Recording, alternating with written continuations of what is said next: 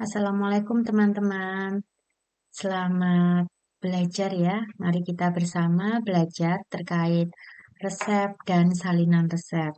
Nah, untuk definisi resep itu sendiri yaitu permintaan tertulis kepada apoteker pengelola apotek ya, dalam hal ini biasa disingkat dengan APA, untuk menyediakan dan menyerahkan obat bagi pasien ya, dari dokter gigi atau dokter hewan yang diberi izin berdasarkan peraturan perundang-undangan. Nah, untuk resep itu ditulis dalam bahasa Latin, bahasa universal, bahasa mati, bahasa medical science, untuk menjaga kerahasiaan dan menyamakan persepsi antara dokter dengan apoteker. Ya, jadi untuk menulis resep itu menggunakan bahasa Latin, teman-teman. Oke, untuk bagian-bagian dari resep itu harus memuat apa saja? Antara lain harus memuat nama, alamat, dan nomor izin dari praktek dokter ya. Bisa dokter umum, spesialis, dokter gigi, atau dokter hewan. Kemudian dalam resep juga harus tertera tanggal penulisan resep yang kita sebut dengan superscriptio atau inscriptio istilahnya ya.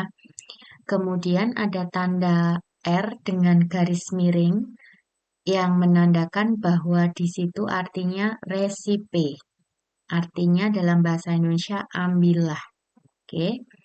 Pada bagian kiri setiap penulisan resep. Kemudian diikuti dengan nama setiap obat atau komposisi obat ya.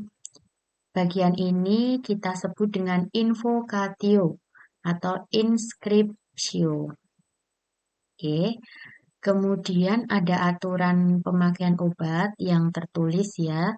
Kita sebut dengan bagian signatura.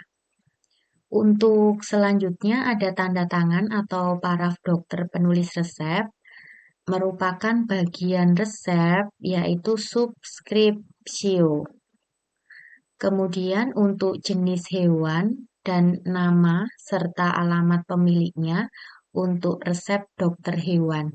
Ya, kalau untuk penulisan resep dari dokter hewan maka nanti perlu ditambahkan jenis hewannya dan nama pemiliknya ya. Kemudian untuk tanda seru atau paraf dokter apabila resep mengandung obat yang jumlahnya melebihi dosis maksimal yang memang dokter menghendaki untuk diresepkan gitu ya.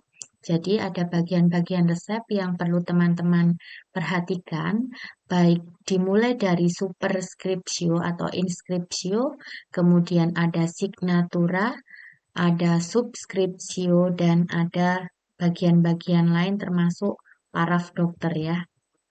Oke, nah di sini ada resep yang diatur dalam SK Menkes RI nomor 26 tahun 1981 ya. Di situ sudah diatur bahwa resep harus memuat nama, alamat, nomor surat izin praktek dokter, kemudian ada tempat dan tanggal penulisan resep, ada tanda resipe pada bagian kiri setiap penulisan obat, kemudian ada nama setiap obat atau komponen resep ya, baik itu bentuk sediaan obat, dosis, jumlah, dan petunjuk pemakaiannya. Kemudian ada tanda tangan atau paraf dokter, alamat jelas untuk obat yang narkotika ya. Jadi untuk obat narkotika apabila diresepkan dokter maka nanti perlu dilengkapi dengan alamat pasien, alamat jelas ya, dan nomor telepon. Kemudian ada tanda seru atau paraf dokter untuk obat yang melebihi dosis. Nah, jangan lupa juga nama pasien ya. Biasanya juga diikuti dengan umur maupun berat badan pasiennya. Oke, di sini juga kembali lagi dijelaskan bahwa bagian-bagian dari resep adalah inskripsio, meliputi identitas dokter penulis resep, SIP, alamat kota, tanggal, dan tanda resipe. Kemudian ada preskripsio, meliputi inti resep, terdiri dari nama obat, dosis obat, dan jumlah obatnya. Kemudian untuk signatura itu tanda yang harus ditulis di etiket obat. Ya, ada nama pasien dan petunjuk pemakaiannya. Misalkan ada Signa Terdedie 1 pulveres gitu ya. Jadi perlu dituliskan 3 kali sehari 1 bungkus seperti itu. Nah, kemudian ada bagian subskripsio, tanda tangan ataupun paraf dokter. Baik, untuk resep dokter hewan hanya ditujukan untuk penggunaan pada hewan ya.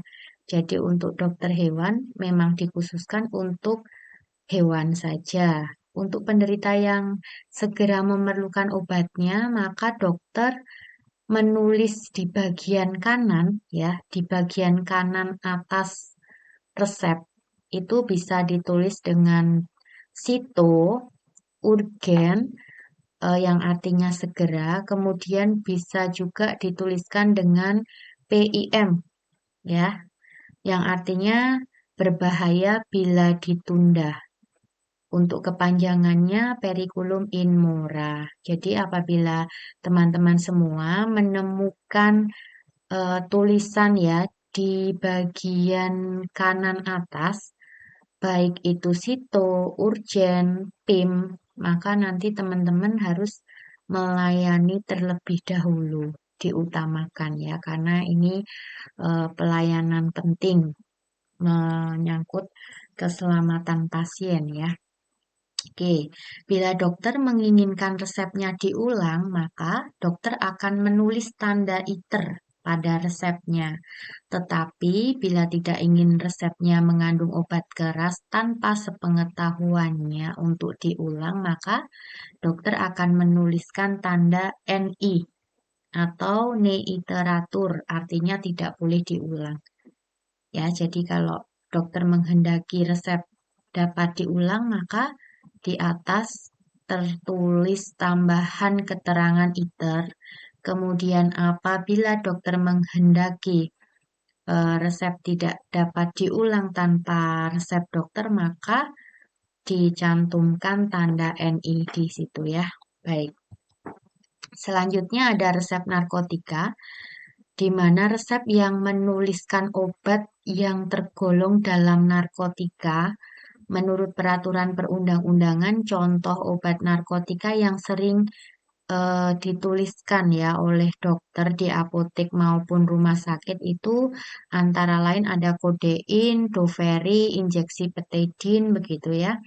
Nah, resep yang mengandung obat narkotika, maka resep tersebut selain memenuhi aturan di atas juga harus memenuhi hal yang perlu dilengkapi ya, salah satunya bahwa resep dengan obat narkotika di situ tidak boleh ada iternya.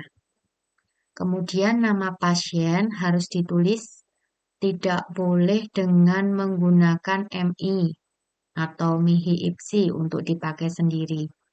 Kemudian alamat pasien harus ditulis lengkap.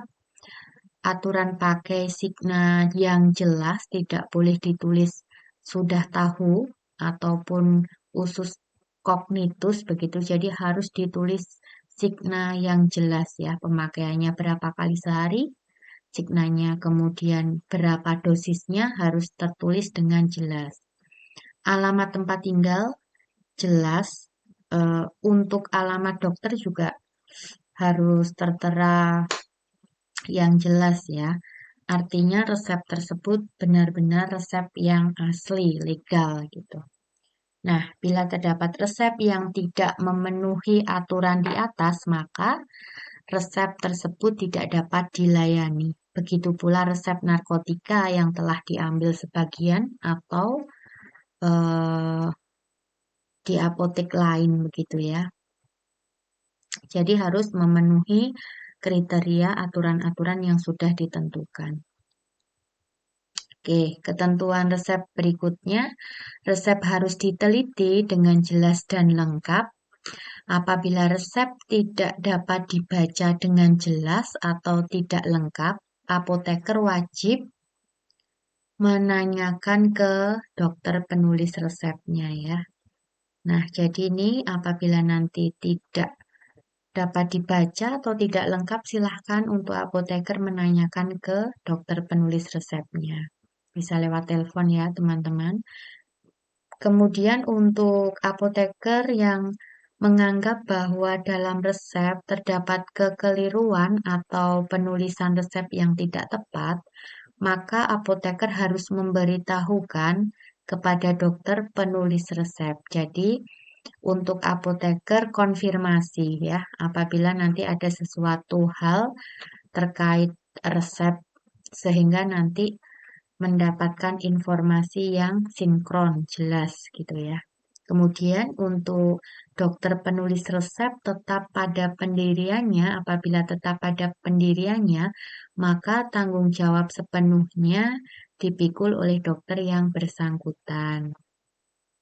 Sehingga dokter wajib menyatakannya secara tertulis atau membubuhkan tanda tangan yang lazim di atas resep. Jadi biasanya di paraf.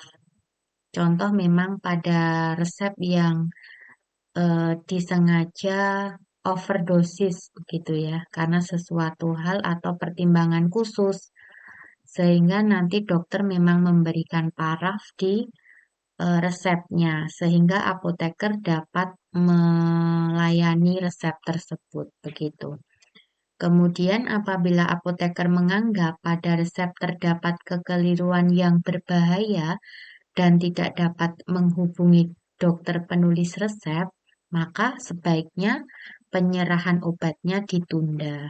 Ya, jadi harus di cross check-kan terlebih dahulu antara apoteker dengan dokter penulis resep. Oke. Kemudian resep dokter hewan hanya ditujukan untuk penggunaan hewan. Tadi sudah dijelaskan. Kemudian untuk dokter gigi diberi izin untuk menulis segala macam obat dengan cara injeksi ya atau parenteral. Kemudian untuk cara pemakaian lain khusus untuk mengobati penyakit gigi dan mulut ya. Jadi untuk dokter gigi khusus untuk pelayanan masalah gigi dan mulut dan segala macam obat dengan cara injeksi atau parenteral untuk keperluan gigi dan mulut ya. Kemudian untuk penderita yang memerlukan pengobatan segera, maka dokter dapat memberikan tanda situs, statim, urgen, PIM, yang artinya memang eh, apoteker harus segera melakukan pelayanan ya agar tidak terjadi sesuatu hal yang membahayakan untuk pasiennya. Misalkan pada resep antidotum penyakit-penyakit tertentu sehingga perlu penanganan cepat. Oke, selanjutnya untuk resep PP atau Propaupere, resep untuk orang miskin, dimaksud agar apotek dapat meringankan harga obat atau bila dapat diberikan gratis. Tapi ini jarang sekali ya ada resep dengan keterangan Propaupere ini, jarang sekali. Oke, kemudian untuk resep asli yang diberi tanda NI atau NE iteratur maka tidak boleh diulang. Apotek tidak boleh mengulangi penyerahan obat atau resep yang sama karena dalam resep aslinya sudah tertulis NI. NE iteratur yang artinya tidak boleh diulang.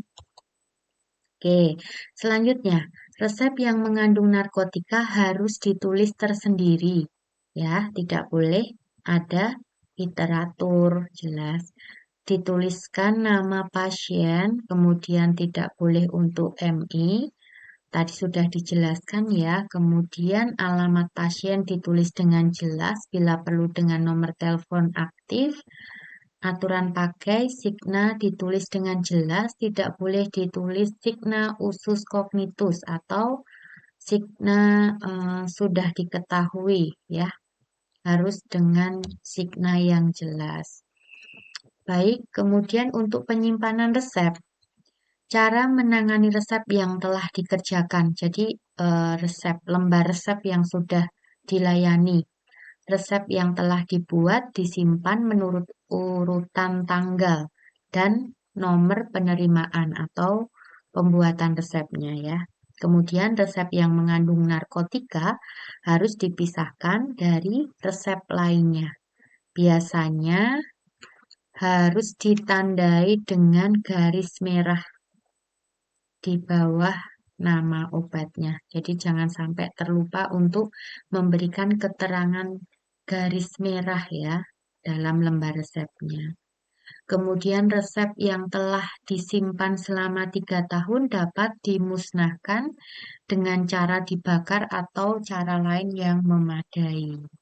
Jadi resep disimpan terlebih dahulu untuk dokumentasi ya selama kurun waktu 3 tahun setelah tidak ada masalah dengan pelayanan apoteknya, maka resep baru boleh dimusnahkan. Oke, pemusnahannya dilakukan oleh apoteker pengelola bersama dengan sekurang-kurangnya seorang petugas apoteker. Nanti juga ada lembar berita acaranya, begitu nah. Kemudian untuk pemusnahan resep harus dibuatkan berita acara pemusnahan ya sesuai dengan bentuk yang telah ditentukan dalam rangkap 4 dan ditandatangani oleh apa? Apoteker pengelola apotek dan seorang petugas apotek yang ikut memusnahkan. Kemudian untuk berita acara pemusnahan harus disebutkan hari dan tanggal pemusnahannya, tanggal yang terawal dan terakhir dari resep. Jadi dalam lembar resepnya maka nanti tercatat yang paling awal dan paling akhir ya dalam pelayanan resep. Kemudian berat resep yang dimusnahkan dalam kilogram. Jadi nanti ditimbang terlebih dahulu sebelum memusnahkannya. Lanjut ke etiket teman-teman. Untuk etiket dalam penggunaannya itu dibedakan menjadi 2 ya. Untuk penggunaan luar itu berwarna biru dan untuk penggunaan dalam atau oral itu berwarna putih. Nah, yang tercantum dalam etiket itu meliputi ada nama, alamat, dan nomor telepon apotek. Kemudian diikuti lagi dengan nama, nomor izin ya, surat izin praktek apotekernya. Kemudian ada SIA juga, surat izin apotek, nomor dan tanggal pembuatan resep, nama pasiennya, aturan pemakaian, kemudian aturan lain apabila nanti perlu keterangan lain. Jangan lupa ditambahkan dengan parafnya ya, paraf apotekernya. Oke, ini contohnya. Di sini untuk apotek, alamat apotek itu juga disertai dengan nama apa dan nomor surat izin apotek serta nomor SIPA ya. Jadi jangan lupa untuk ada nomor SIPA-nya. SIPA adalah surat izin praktek apoteker, sedangkan SIA adalah surat izin apoteknya. Jadi ada SIPA maupun SIA. Jangan lupa menyertakan nomor telepon yang dapat dihubungi untuk apoteknya ya. Oke, kemudian untuk selanjutnya di sini ada tanggal penulisan etiket atau tanggal pembuatan resepnya ya. Ada nomor resep ya, nomor obatnya dalam resep. Kemudian nama pasien dan signanya. Biasanya ditulis di tengah. Seperti ini yang rapi ya. Kemudian untuk obat luar biasanya berwarna biru.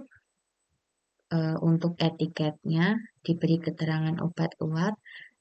Dan jangan lupa menyertakan paraf di pojok bawah. Biasanya disertakan di pojok bawah sebelah kanan.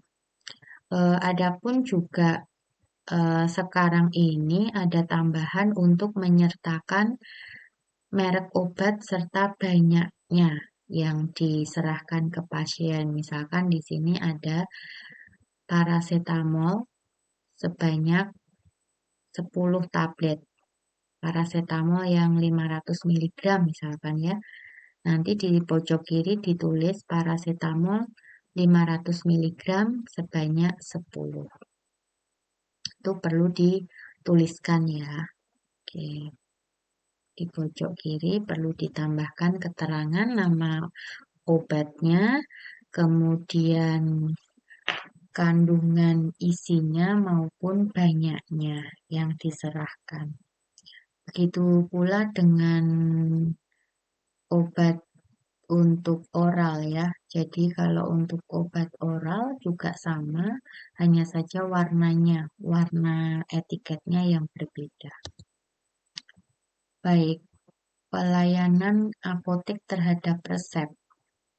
Apotek wajib melayani resep dari dokter. Tadi sudah.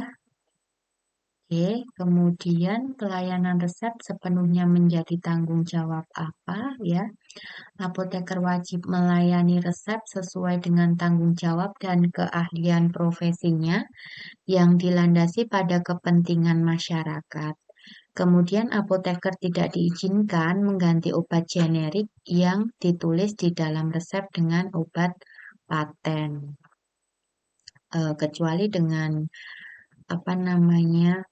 persetujuan pasien ya, apabila nanti ada kekosongan dan kemudian pasien diberikan informasi untuk diganti dengan merek lain ya yang kandungannya sama sesuai dengan kesepakatan pasien.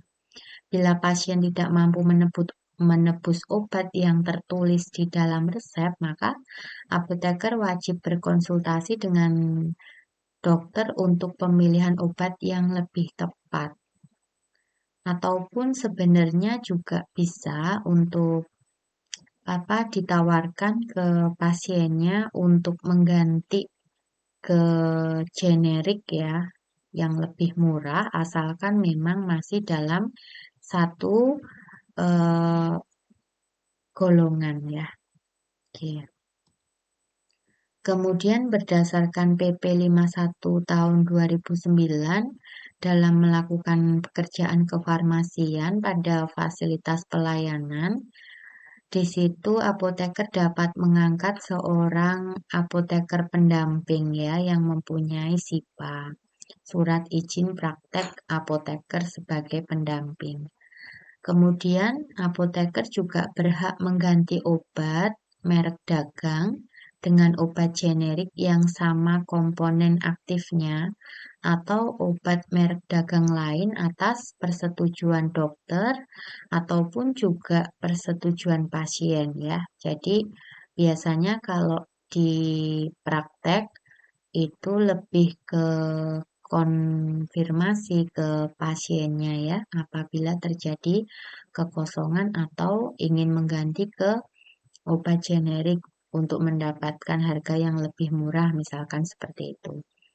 Kemudian menyerahkan obat keras, narkotika, dan psikotropika kepada masyarakat atas resep dari dokter sesuai dengan ketentuan ya. Jadi harus mengikuti aturan yang berlaku.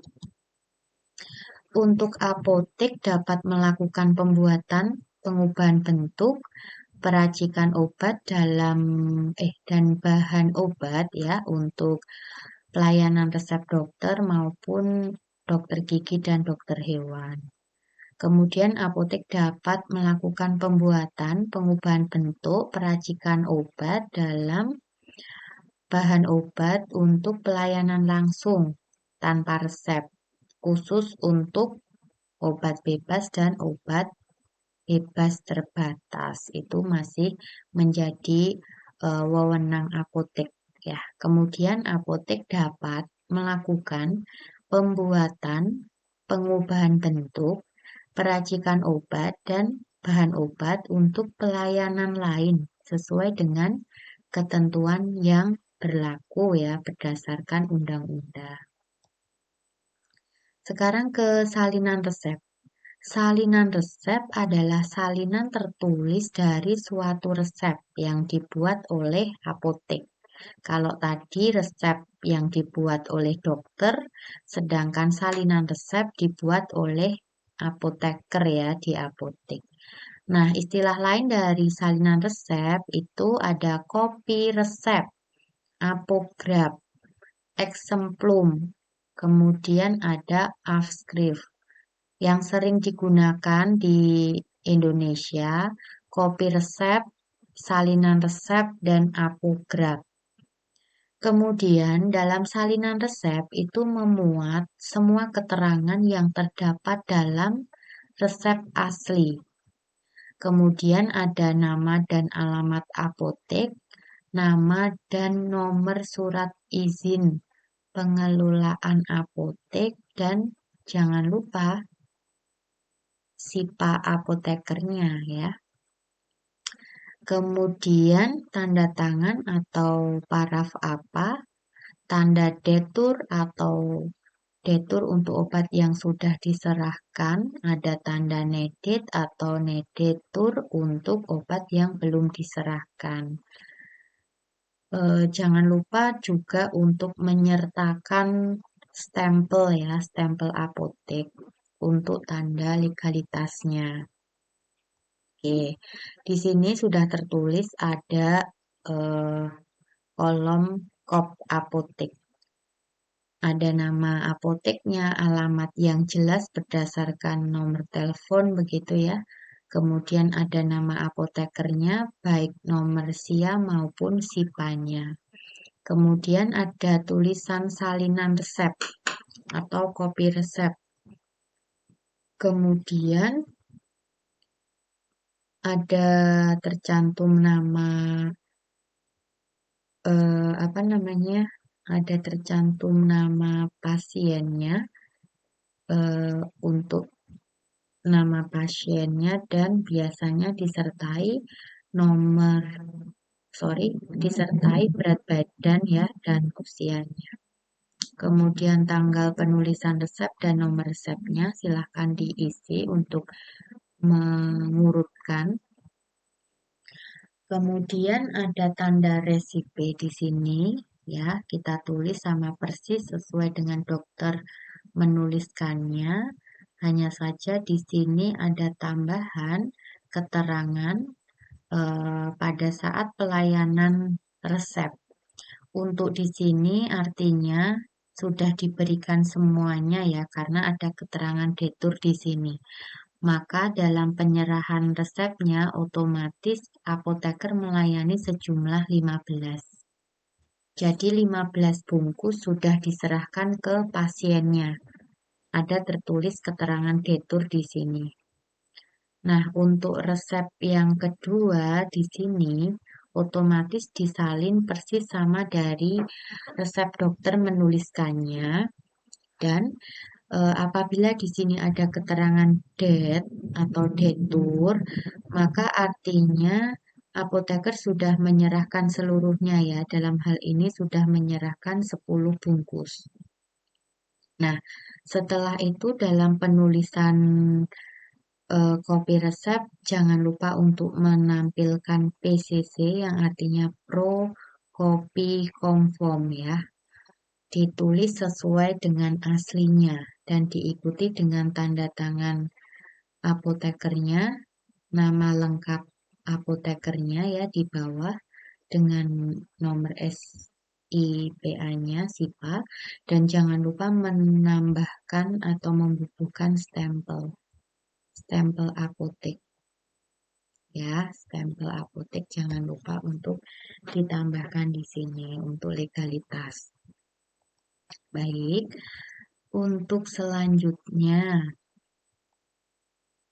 ketentuan salinan resep harus ditandatangani oleh apa ya? Bila tidak ada, dilakukan oleh apoteker pendamping. Kemudian dengan mencantumkan nama terang dan SIPA-nya, salinan resep harus dirahasiakan.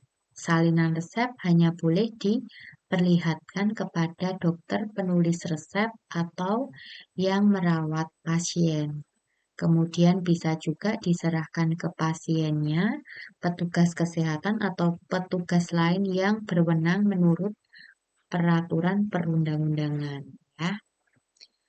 Oke, kemudian di sini ada keterangan-keterangan terkait apoteker ya. Apoteker itu adalah sarjana farmasi yang telah lulus dan telah mengucapkan sumpah jabatan apoteker. Mereka yang berdasarkan peraturan perundang-undangan yang berlaku berhak melakukan pekerjaan kefarmasian di Indonesia sebagai apoteker. Jadi, apoteker itu adalah sarjana farmasi, tetapi dia juga sudah mengucapkan sumpah jabatan apotekernya. Oke, kemudian untuk pengertian apa, aping, apoteker supervisor, apoteker pengganti, nanti bisa dipelajari di materi selanjutnya. Oke, untuk salinan resep narkotika ya.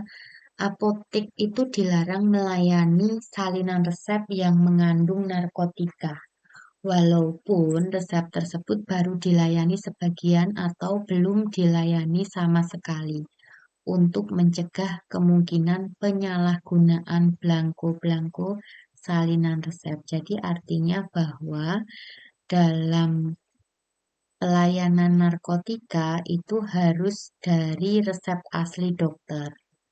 Dan otomatis sebaiknya dari resep asli dokter tersebut ditebus seluruhnya ya, sehingga nanti untuk selanjutnya tidak ada salinan resep, baik itu nanti diserahkan separuhnya atau seluruhnya begitu. Karena nanti kalau salinan resep yang mengandung narkotika kita tidak bisa melayaninya gitu ya. Oke, untuk resep narkotika yang baru dilayani, sebagian atau belum dilayani sama sekali, maka apotek boleh membuat salinan resep, tetapi salinan resep tersebut hanya boleh dilayani di apotek yang menyimpan resep aslinya. Nah, jadi untuk apoteker yang mendapatkan salinan resep di mana narkotikanya baru diambil separuh ya, apabila apotek tidak menyimpan resep aslinya maka tidak bisa melayani. Jadi silakan nanti untuk diberikan informasi agar pasien menebusnya di apotek tempat penebusan awal ya dari resep dokter tersebut. Kemudian untuk salinan resep dari resep narkotika dengan tulisan ITER tidak boleh dilayani sama sekali ya. Dokter tidak boleh menuliskan ITER untuk resep yang mengandung narkotika. Oke, untuk selanjutnya resep dari luar provinsi harus mendapat persetujuan dari dokter setempat. Oke, jadi seperti itu untuk salinan resep narkotika ya. Untuk penyimpanan resep dan salinan resep. Resep yang telah dikerjakan diatur menurut tanggal dan nomor urut. Tadi sudah. Oke. Permasalahan terkait dengan resep di apotek atau resep palsu sering dilakukan oleh oknum-oknum yang tidak bertanggung jawab, terutama pada penggunaan narkotika dan psikotropika. Beberapa ciri resep yang berisi narkotika atau psikotropika palsu ya. Kita harus mencermati bahwa kita melayani resep asli gitu ya. Jadi jangan sampai kita melayani resep yang palsu. Nah, ternyata ada beberapa ciri yaitu pasien atau pembawa resep terlihat ragu-ragu, tidak percaya diri ketika menyerahkan resepnya. Kemudian perilaku pasien atau pembawa resep menunjukkan ciri pengguna narkotika atau psikotropika ya, dari mulut pasien keluar aroma alkohol, mata merah, dan pandangan tidak fokus. Kemudian penyakit yang diderita tidak jelas atau tidak sesuai dengan indikasi obatnya. Dokter penulis resep bukan dokter yang terutama menangani penyakit yang disebutkan. Kemudian isi atau obat dalam resep tidak rasional.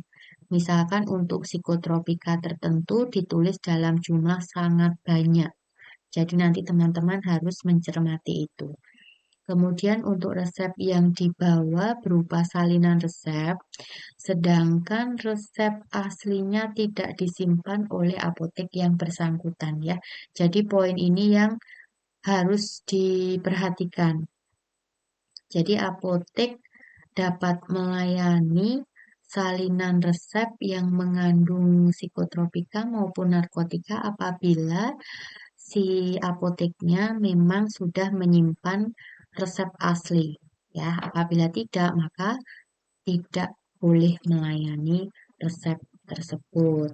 Kemudian perlu diwaspadai juga jenis obat lain ya yang sering disalahgunakan, misalkan ada CTM, DMP, maka teman-teman harus berhati-hati.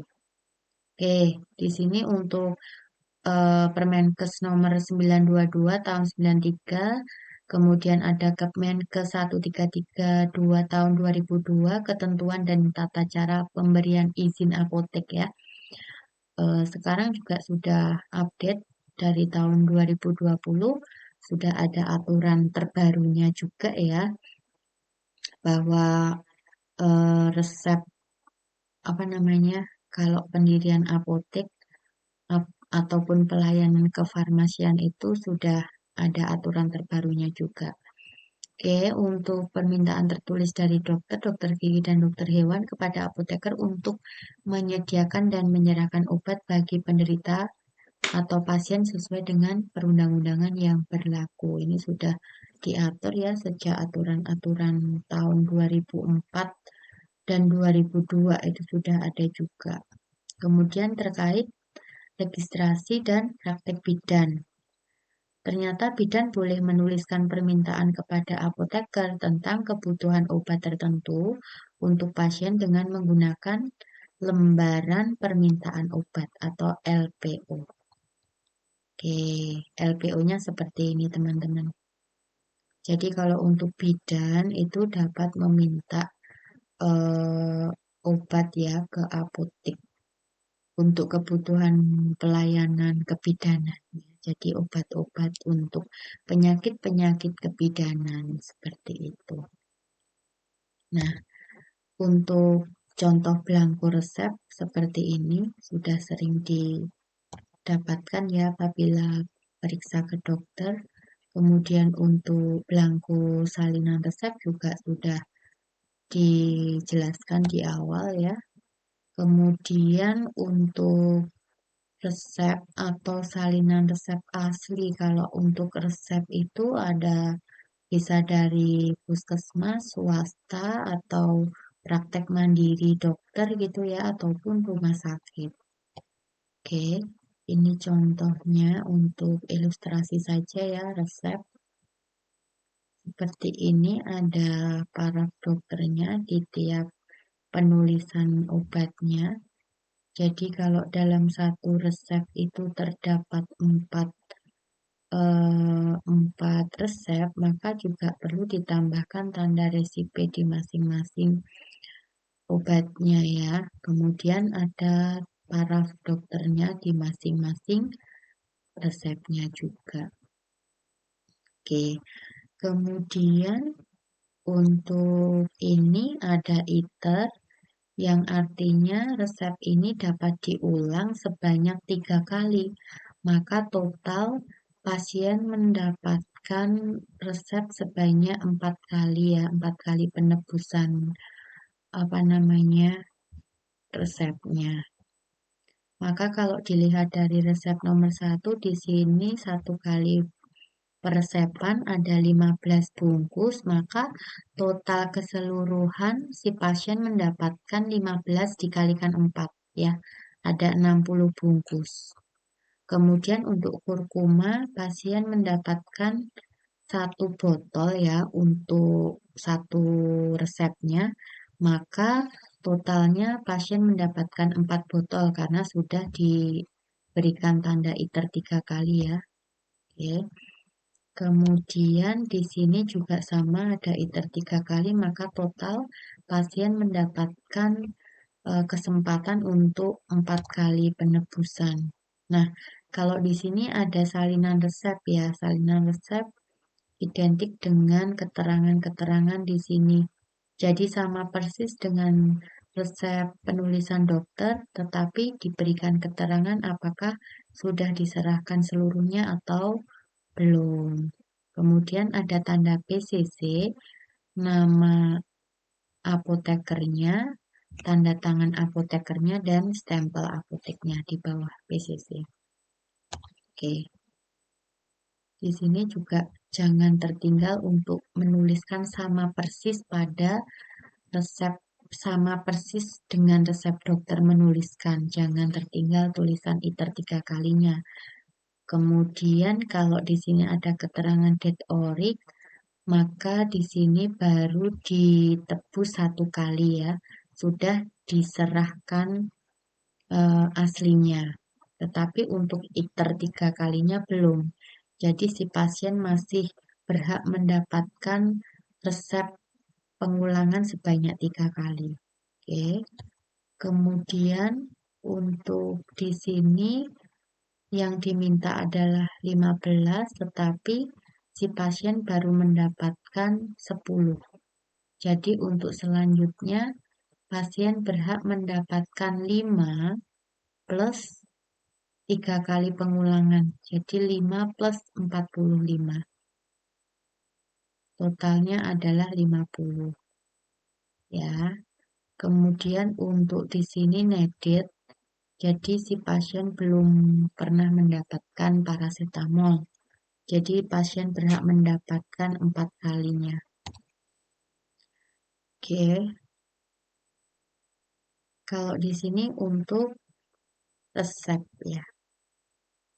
Resep belum ada parafnya di sini. Harus dilengkapi dengan paraf dokter. Oke, di sini iternya sebelah bawah, maka artinya iternya yang diulang adalah teosalnya saja. Si teosal resep kedua maksud saya ya. Resep kedua ini dapat diiter 2 kali, maka untuk resep ini si pasien mendapatkan total 3 kali pengulangan ya, 3 kali. 3 kali dapat menebus resep. Kalau yang resep pertama maka hanya 1 kali saja. Oke, 1 kali. Jadi kalau di resep kedua si pasien berhak mendapatkan 30. Ya, 30 karena di sini 10 bungkus. Oke. Untuk di sini iternya ada di atas, maka untuk iter semua berhak mendapatkan pengulangan ya. Jadi total 2 kali masing-masing semuanya. Oke. Sedangkan untuk resep pertama ini sudah diberikan aslinya, jadi sudah ditebus 1 kali utuh sebanyak 30. Kalau yang resep kedua belum sama sekali ditebus karena needed. Oke, saya ulang, mungkin ada yang tertinggal ya. Nah, kalau di sini iter 3 kali sebelah kanan atas ya, sebelah kiri atas maaf. Oke, artinya di sini untuk resep yang dapat ditebus 3 kali plus 1. Jadi di sini 4 kali. Oke, kalau yang di bawah ini karena iternya ada di samping kiri atas saja, maka di bawah ini hanya berhak mendapatkan 1 kali saja Dan kebetulan di salinan resep ini parastamol belum pernah diambil ya, baru nedet. Jadi masih dapat ditebus 1 kali lagi. Oke, kalau iter di sini tetap ya 3 kali di atas semuanya, maka baik resep 1 maupun resep 2 berhak mendapatkan pengulangan 3 kali. Maka total masing-masing dapat menebus sebanyak 4 kali. Gini teman-teman. Oke, ya. Kalau di sini sebelah kiri yang resep pertama saja, resep kedua tidak. Kalau yang di sini tidak ada iternya karena di sini juga bentuknya resep ya, kebetulan nggak ada iternya tapi tidak ada paraf. Oke, kalau ini iternya ada di resep kedua, sehingga resep keduanya itu di total menerima 3 kali, bisa menerima 3 kali. Untuk resep nomor 1 yang atas itu pasien hanya berhak mendapatkan 1 kali saja. Oke, kalau di sini tadi sudah jelas ya, tidak ada masalah.